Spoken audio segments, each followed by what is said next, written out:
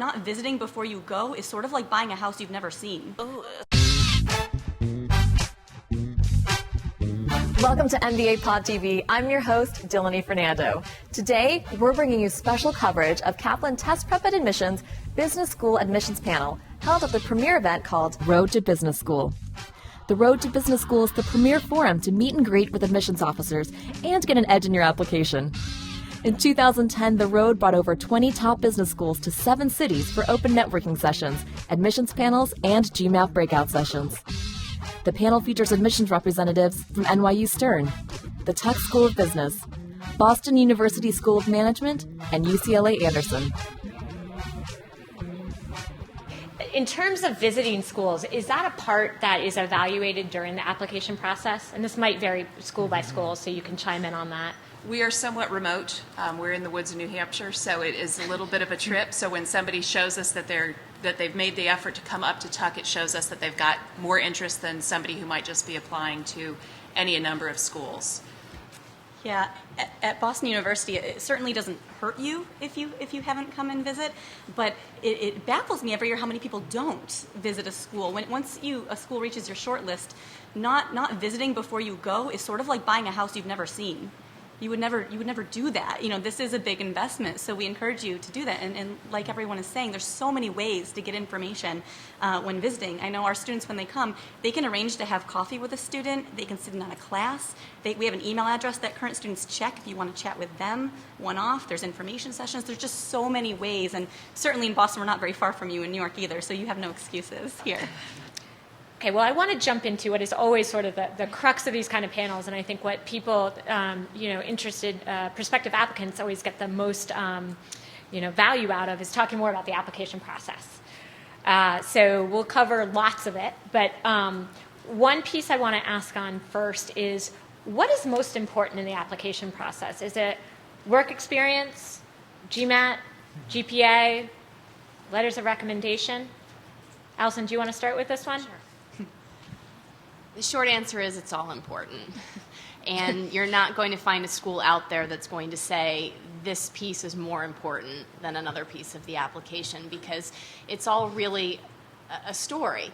And there are certain things in your profile that may be strengths and things that are very unique about your particular story, and there may be some things that you need to develop or some possible weaknesses. And so all of our committees, excuse me, we really look at it in a holistic way. So we're gonna look at academics to make sure that you can perform in our rigorous programs. We're gonna look at work experience to see that you have a proven track record. We're going to look at your next step in your career goals so that we have a good sense that you know where you're going. And then, of course, there's all those personal characteristics. What are your passions? What do you want to get involved in when you're at school? And all of those things, it's just kind of like a balance. And, for many applicants, it's not strong all across the board. I mean, obviously, that's what we'd love to see, but more often than not, you see some things that really make someone stand out, but there might be some other things that you can say, okay, well, they'll work on those things while they're in business school. So the short answer is it's all important. You need to dedicate time to each of those areas and really invest in the whole process and not overinvest in one aspect, because that will just be to the detriment of something else in your application. Okay, so essays, on the essay side. How do you, I guess I just start with the question of what advice would you give this group about how to start the process? How to start schools can have 1, 2, 6, a lot of essays, a few essays, word count, and they all vary. So what kind of advice would you give this group on how to start that process? Every business school knows that the majority of the applicants are not English majors or people that are writers. So we're not necessarily looking for works of fiction there or for wonderfully written prose. What we're looking for is authenticity. And what you're trying to convey there is your sense of maturity, and it really is sort of the one shot that you have to have a one-on-one dialogue with the admissions committee. So this is the place where within those 2 pages for that essay, and most schools tend to ask in one way or another, why business school and sort of who are you? What are you trying to do? So this is your chance to tell your story show a sense of maturity, that you've sort of done your thinking, you know where you are, where you want to go, and how the school plays a part in that process. They're not necessarily very long, but we do recommend that people spend the necessary time to write them, to be authentic. When you finish writing those, have other people comment on them, not just your parents or significant others, but co-workers or friends, and ask them, do you think I'm representing honestly who I am here? Because oftentimes you'll write sort of what you think you are or what you would like to project, and miss out on the really great things that make you who you are. And other people can actually tell you that and help you fine-tune your story. You're having people read them, just like Adrian said, you should have people editing your essays. One trick is to have them read the essay, but don't tell them what the question was. Don't give them that prompt, and ask them to tell you what they think you were being asked. If they get it pretty close, then you're probably answering the question well. And you also want to make sure, because the essays are similar from school to school, that you're tailoring each one to the school you're applying to. If you can easily dump one essay for one school into another essay for another school, then it's not tailored enough. It really needs to be specific. Have somebody who doesn't know you very well read your essays as well, because they can point out the holes in your story. You're thinking about this, you've been thinking about it for a couple years on why you want to go from point A to point B, but you may assume that the reader knows that, and you have to remember all we have is what's on the paper. So don't make us ever guess at anything, because we always guess wrong. So if you're looking to make a major career switch, be sure that you explain that. If you have a job gap, be sure to explain that. Every school is going to give you an optional essay. Use that optional essay to explain some of those things that maybe don't leap off the page of, that aren't clear, the job changes, or if you don't have an immediate supervisor giving your recommendation. If you don't tell us why not, what are we going to guess? That you don't have a very good relationship with your supervisor. It could be that you don't want to tell your supervisor because of the economy and you're afraid of losing your job, and that's why you've not asked your supervisor. But if we don't know that, we can only make a certain assumption. So be sure to tell us everything, and having somebody who doesn't know you well can point out those spots where it may not be obvious what you're missing. That's interesting. So just going a little bit more about the extra essay, because I think that sometimes causes angst, like what do schools want to see in that? So one thing is, it sounds like you're saying that if there are any gaps or anything that might raise an eyebrow in the overall package, you can use that extra essay to explain any, that reason that might raise somebody's eyebrow. But what else? Should people definitely use it? And if so, what else for? Don't feel like you have to. The fewer the better for us. We're reading thousands of applications, so don't feel that you have to put something just to fill space. But it's there for you to round out the picture, and if you aren't getting it across, make sure you have, to give you the opportunity to do so. Don't put another essay that you worked so hard on for another school into that optional essay for a different school, because I know you put a lot of time and effort into those essays, but I can tell, we can all tell, we know each other's questions, and it's just kind of like an optional essay, and all of a sudden they're talking about a leadership experience, and that's again not going to add to your application. In fact, it would probably detract. How important are the long-term goals, or the short-term and long-term goals? Does everybody have to know what they want to do, and to what degree?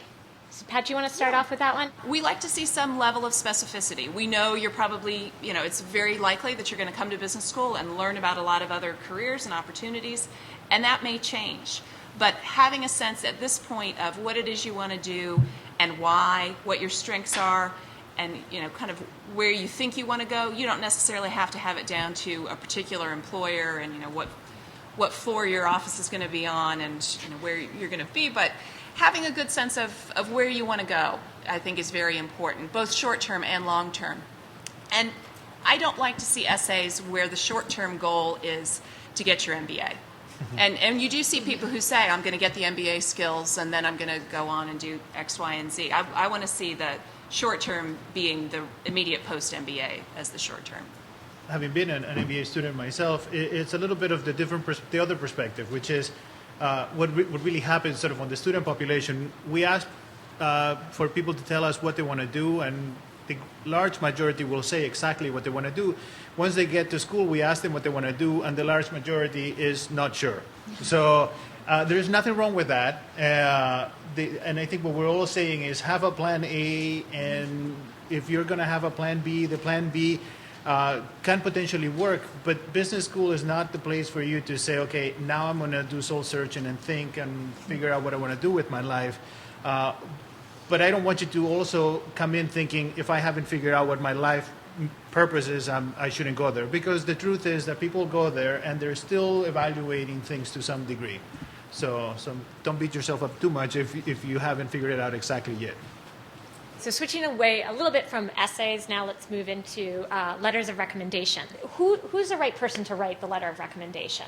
You want people that, one, can talk in detail about what you do. I think oftentimes the mistake is to go for the highest ranking person in the company or the highest person that you know, whether it's a CEO or a president, and that person may know you, like you, but not at the level of detail that a person in the admissions committee needs to see.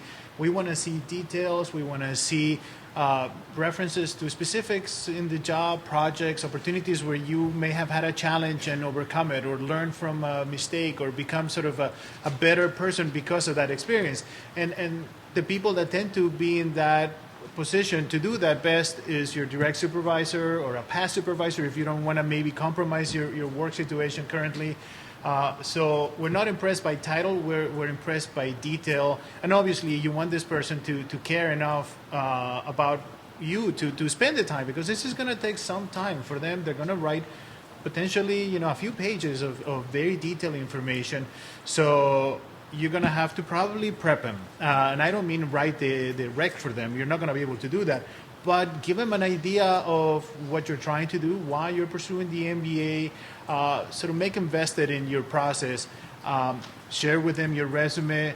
The more they know, the better they're going to be able to do, and you'd be amazed. Recommendation letters carry a very important weight because it's a very detailed data point for us. Find out from each school who they want the recs to come from. If it doesn't say clearly, it actually doesn't say clearly on our website, but we welcome the question of who they should be. We want professional, and this could vary a little bit from school to school. We most of the time don't want to see an academic recommendation unless you've worked for the professor. We're looking for people who can speak to you professionally and about you as an employee. We're not looking for someone to say they came to class and got an A.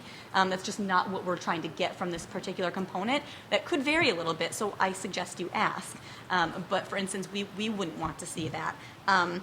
And use some judgment on who you do select, because most schools are going to want more than one, and you only have one direct supervisor. So now comes the time, who should the next one come from? Use your judgment a little bit. We're not looking for friends of the family, your next door neighbor who's known you your whole life. If your boss is a relative, do not choose that person as your recommender. They're biased, whether they think they are or not, because they know you. And one thing that when we see in the application is if we see someone who is a relative or someone who's a personal friend of the family, that's a bit of not such a good thing for us. At least that's not something that we're looking for. So try to be aware of those things. Another thing that I heard a piece of feedback once in this area too, and for your recommenders, is ask the person if they're willing to write it. Basically, you want to make sure that the person who's writing your recommendation is going to write you a favorable recommendation. And wouldn't it be a bummer if you ask somebody that you assume is very much on your side and is going to write you a powerful recommendation, and in reality, for whatever reason, they're not quite comfortable enough to have told you, oh, you know what, I wouldn't have actually written you a great recommendation, but now I feel guilty, I'm going to go write this recommendation. Ask the recommender, would you feel comfortable writing a recommendation for me, and do you will help my application with you writing my recommendation for me? So, just make sure that you've got them on your side. And then I think what Dana said too is prepping them, making sure that not only does it help them understand how you're trying to sell yourself through school, but again, it gives you another chance to actually refine your own story, because they might see, wow, I'm surprised you haven't mentioned XYZ. So you have that feedback from somebody who knows you very well too. So with that, I want to thank the panelists very much. Thank you guys. Let's give them all a round of applause. That's it for this episode of MBA Pod TV. I'm your host, Dilany Fernando. Join us at MBApodcaster.com to register for weekly audio and video shows. Join us on Facebook and Twitter to keep up to date with the latest news and insights on your MBA application process.